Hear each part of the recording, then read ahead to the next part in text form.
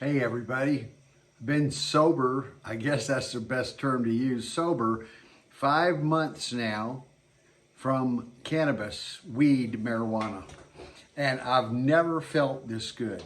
Had I known that I was capable of feeling this good without pot, I would have quit a long time ago. But believe me, that wasn't necessarily the issue because I did quit using it a long time ago for other reasons.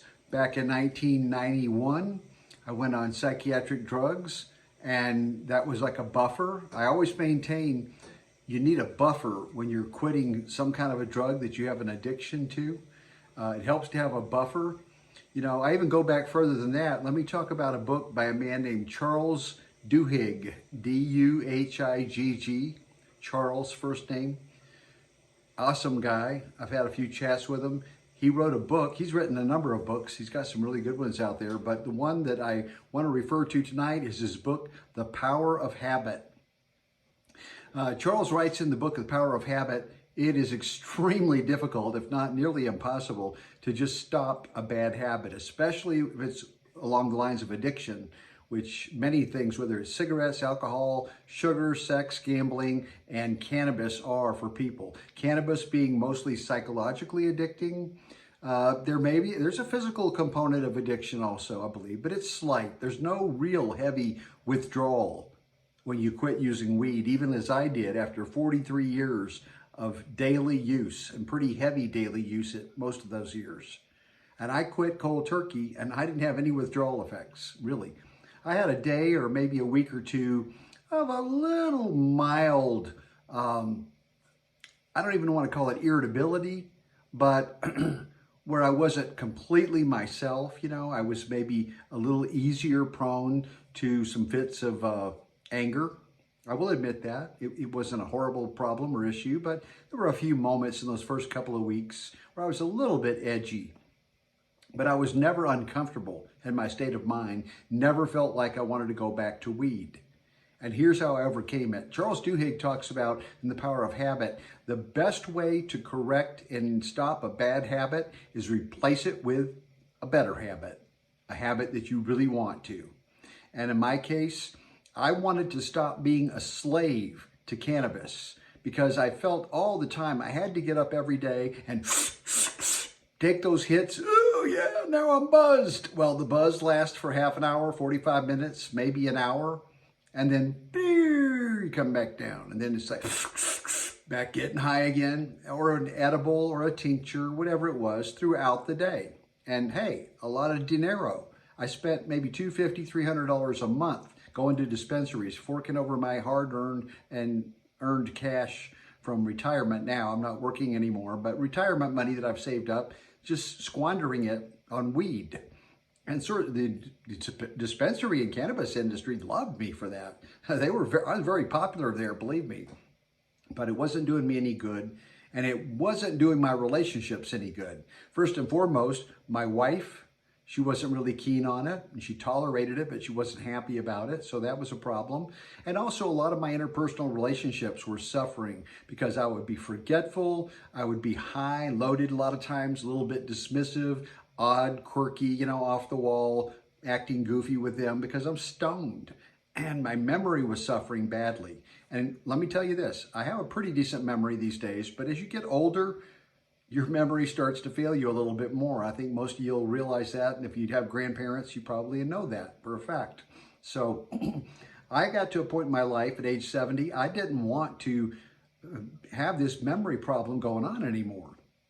You know, I want to remember the remaining years of my life, moments, days, weeks, years, decades maybe, that I remain on earth. I want to remember them. I want to have a sense of what I'm doing with some quality, with some depth to it. I don't want to be spaced out all the time and forgetting things. Also, I was really a little bit discouraged by the fact that I rarely ever remembered my dreams. And dreams are important, I think. I have a whole video I've done recently on dreams, why I think they're important, and how to go about recording your dreams and paying attention to them and learning from them. And I'll make more videos along those lines because I really believe dreams, the dream state we're in when we're sleeping, that is, are very important. Now that I've been off weed for 5 months, I have like a movie experience every single night. I wake up and I'm excited to run over and get my phone, not to do anything except record the dream. That's the only thing I use the phone for in the morning. I won't get on it for other purposes until much, much later.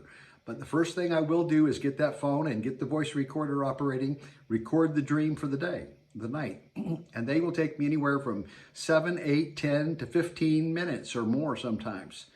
These are like little mini movies that I'm having in my dream state, and I have wonderful dreams. I haven't had a nightmare in maybe 10 years when I got off another horrible drug. And I don't consider cannabis a horrible drug, but it can be debilitating and damaging drug more than most people realize. But Adderall, I think, was a horrible drug that I took for 8 years by the prescription of a psychiatrist who told me I needed it for focus. And I kind of sort of did, because the other drugs he was prescribing to me were making me have brain fog. So Adderall was the drug I used for 8 years, and I had terrible, terrible side effects and problems using it.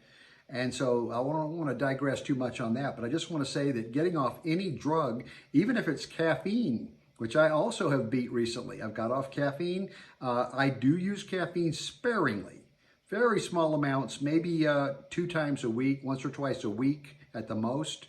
That's it. Most days I don't use any caffeine either. And my moods have never been better. My energy's never been better. Oddly enough, without weed now every day, I sleep about 6.5, maybe 7 hours every night. Whereas before with weed, I was sleeping a good 8, 9, sometimes 10 hours to wake up and feel refreshed. So I'm getting back some hours, which will add up quickly in my life to be days, weeks, months, maybe years of my life I'm going to experience that I wasn't before. And now I'm waking up remembering dreams. So it's sort of like I'm getting double benefit there. Even when I'm asleep, I feel like I'm awake in a way that I'm having a great time. I think a person that wants to quit their weed habit has to first confront it with the idea of, number one, I really do want to quit, but I want it to be easy. I don't want it to be hard. So getting back to Charles Duhigg's book, The Power of Habit, you need to create, and what I did was I created a new habit.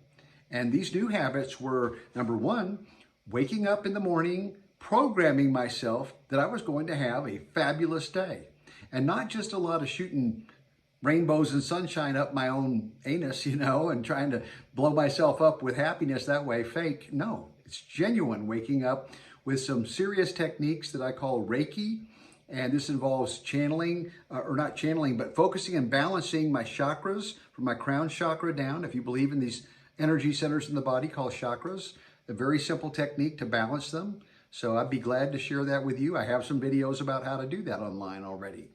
Also, I do some prayers, which I become more spiritual minded. So my prayers are to the creator, the force, the divine, what I consider feminine, masculine creator, that which has no name, the name that cannot be spoken really. It's sort of like in the old days, you couldn't say Jehovah because it was so sacred. Well, I do use the word God or spirit or creator interchangeably, but I oftentimes refer to that which cannot be named. It is so absolute and magnificent, we really can't even wrap our heads around it. And that's how I begin my morning, giving thanks to this creative energy, this force that's allowed me to be alive in this human form. I have a series of other ascended masters that I give thanks to, starting with Yeshua, the living Christ, Paramahansa Yogananda, and I go forth with Buddha, the Master Lao Tzu, Master Chung Tzu, Krishna, Shiva, and angelic beings, which I do believe in, archangels, and then people that I believe are basically angels now that were humans that I think have ascended to possibly being angels. So, for whatever way or reason or form that you want to do that in, you don't necessarily have to do any of that, but have some kind of morning spiritual practice. That's the point I'm driving at. Even if your spiritual practice is just waking up and giving gratitude that you're alive. It can be as simple as that. You don't have to name a specific entity or being if you don't really want to go that far with the God thing, as I call it. But I believe God is real, and whatever way you conceive of God to be, it's probably good to give it some acknowledgement. I think it just helps start out the day in a whole different way. After I give gratitude and I do my chakra balancing, then I do affirmations. But I don't just say the words. I say them with conviction and meaning, slowly, at least 3 times each. I have some that I use every day. You can use your own. Be creative. It's better if you come up with your own affirmations and you say them from the heart with some conviction and emotion that you really feel it. I use affirmations such as, I am a loving, sharing, self-assured man. My timing is perfect now and always and always. And I embody calm, light, love, peace, truth, and bliss. I also like to have a statement that I say, the old life is dead and buried. I sever myself from it once and for all. I live the new life of success and power, of self-mastery and all accomplishment. And I've been using that one now for 4 years, and trust me, that one works. As soon as you decide you want to leave some of these old habits, this old life behind, you're going to forge ahead and create a new life for yourself. And affirmations can work because you're basically sending a message to your own subconscious that you want some physical manifestation and change in your life, and you want the courage and conviction to do the things it's going to take to be responsible to bring it about. That's my belief, and believe me, it has worked for me, and it can work for you too. I really believe that. So, take a tip from me that supplements work as well. I'm going to list, in addition to this video, some of the supplements I use on a daily basis that help me mentally keep focused. I exercise virtually every day, whether it's just walking, but also I incorporate calisthenics, some weightlifting several times a week, swimming, treadmill, stationary bike, and that sort of thing. And I like to engage with humor. I wake up every day with some tapping exercises and stretching and these kinds of things that get me going. I laugh in the morning. I get myself going with humor throughout the day in various ways because I look at life as it's a carnival. And we're the ringleader, we're the juggler, we're the tightrope walker, we're the lion tamer, and we're the clowns. And life is about having a good time, and laughter, it really is the best medicine. I wholeheartedly believe that. So incorporate some laughter into your life. I had a friend back in college, and I'm still friends with him, and he used to claim he didn't like using drugs because he got high on life. I always thought that was ridiculous. You can't get more stoned than you can on some good weed, right? And that's why I always went back to the weed. But you know what? I've come full circle to realize Mike was right. You can be high on life. It's got to start from within. You create your own happiness from within. Using an outside substance like cannabis, it may be well and fine, especially for people that don't have an addiction to it. I have no issues or judgment about it. I used it every day for 43 years. I'm not one to condemn anybody for using it. But if it's getting in the way of your life and you know you're hung up on it and it's draining you in some way and you can't stop using it, the best way is cold turkey. There's no just cutting down on it. Just like with cigarettes, you can't do that. Best to go cold turkey and quit, and don't look back. Don't get near a dispensary. Don't be around people that are smoking pot that are going to offer it to you. Don't tempt yourself.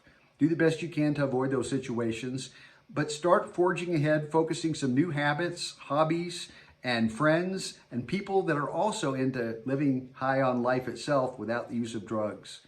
You see, I firmly believe as Sadhguru, who is not perfect, but the guy is pretty good, he maintains you can't enhance yourself with psychoactive drugs like cannabis. You just can't. It's not enhancing yourself. And why would we want to be on earth and live our lives if we're not able and capable of enhancing ourselves as humans? In other words, becoming better people every day. I think cannabis can certainly open up some avenues for creativity that maybe you don't experience without it, but that's not to say you can't have that same experience other ways. Deep meditation is a way that I found wonderful hits of inspiration and imagination and creativity. And also reading material and being engaged with other people who are like-minded and positive. And I mean like-minded in that people that you like and like you, people that bring about a positive vibe, not necessarily people that just believe everything the same way you believe. That's not what I mean by like-minded, but I mean people that you have a rapport with that inspire you and uplift you.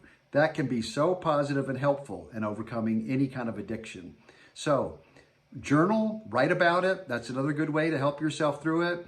And focus yourself on what you really want out of your life and ask yourself, where is cannabis stopping me from getting that? And just say, bye-bye weed. It was nice knowing you, but I'm moving on to a bigger and better and happier life without you.